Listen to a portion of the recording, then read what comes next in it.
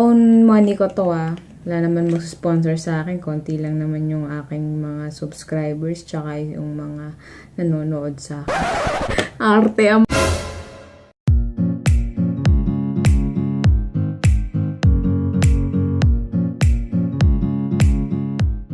Hi guys and welcome back to my channel, and for today's video ititest natin yung itong tinted na brow gel from Sace Lady. Super mura lang nito, and kasama nito is meron siyang parang angled na super liit na brush. Ayan. Tapos may takip din yun kasama.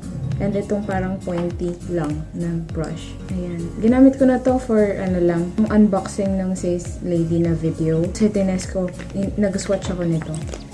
Super pigmented nito guys. So, I think hindi ko na gagamitin tong brush na to kasi hindi siya katulad nito na mahaba, madaling i-ano, and wala siyang spoolie brush. Basically kasi itong dalawang brushes na to is yung mainly na ginagamit ko sa eyebrows. As kung nanonood kayo ng video ko, makikita niya na ginagamit ko talaga siya. So yun, bagong ligo ko, kitang-kita niya naman. Try natin maglagay ng for my eyebrows. So, ang shade na kinuha ko is 02. By the way, ilalagay ko dito kung magkano yung price and dun yung official store nung Sace Lady mismo sa Shopee. Check nyo na lang dyan. Marami itong shades Bali, makikita nyo rin dito sa gilid kung ano yung mga shades na available. So, habang tinitignan nyo yan, this is shade 02.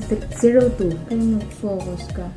Per liit lang ng bottle, kitang-kita nyo naman. Pero, hindi nyo naman kailangan ng bonggang-bonggang madaming product para sa eyebrows mo. Dahil nag-expire ang mga makeup, diba? Kung marami yan, ang dami mo na na-expire ng makeup. So, anyway, ilalagay ko na lang dito sa, maglalagay ako ng konti. Anyway, i-stop ko na yung nandito sa gilid. So, ito, binuksan ko na. Magpapump lang ako super konti kasi dun sa unboxing, dun ko nalaman na super pigmented. Ayan lang, guys. So, feeling ko sobra pa nga to So, ito yung aking angle brush na hindi ko pa nalilinis. Huwag nang gagayahin. Inisin natin ang brush natin. Unahin ko yung kanan. Super konti lang talaga kailangan mo, girl. Kasi, ayan parang halos hindi nabawasan, diba? Pero meron akong product na nakuha. Simple lang kasi ako mag-eyebrows, guys. Ayan ganyan lang. Saktong-sakto yung nadampot nung hindi halos lumubog yung brush ko dun sa dito. Super konti lang kailangan mo. Super mura. Paalam ko 100 pesos lang ata to. Or 110, 120. So, ayan. Ang bongga. Ayan. Gawin ko na rin yung isa.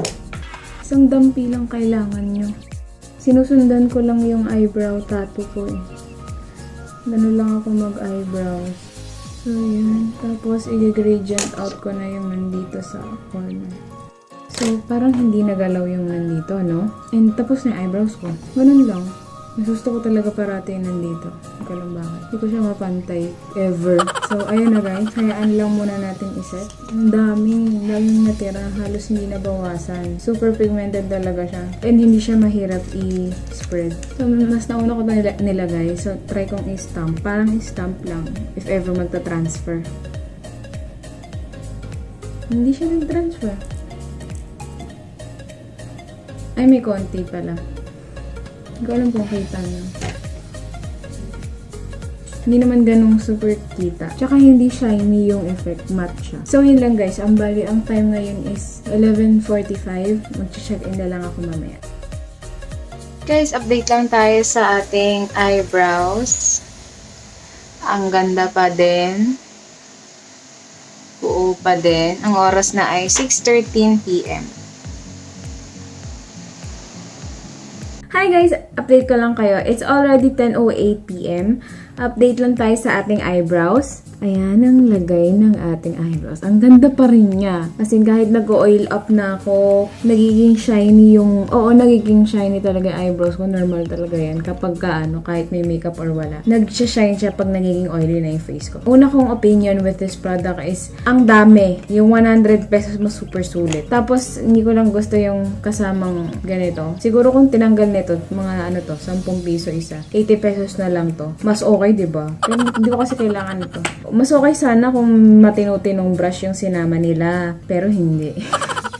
So, ayun lang naman. Tapos, super pigmented talaga. As in, parang tidikit mo lang yung brush mo ng super konti. Tapos, ilagay mo na. Tapos, fully, okay na. Ang ganda na yung product na to. Guys, tignan nyo yung Sace Lady na product, na brand. Ang ganda. Ang ganda ng mga products nila. Tinest ko na rin yung foundation. Ang ganda din. Wala akong breakout. So, ayun. Super sulit. Tapos, yung texture, wala namang parang magaspang or something. Smooth din siya. Tapos, yung consistency, super lapot. Super lapot na. Super pigmented pa. So, saan ka pa?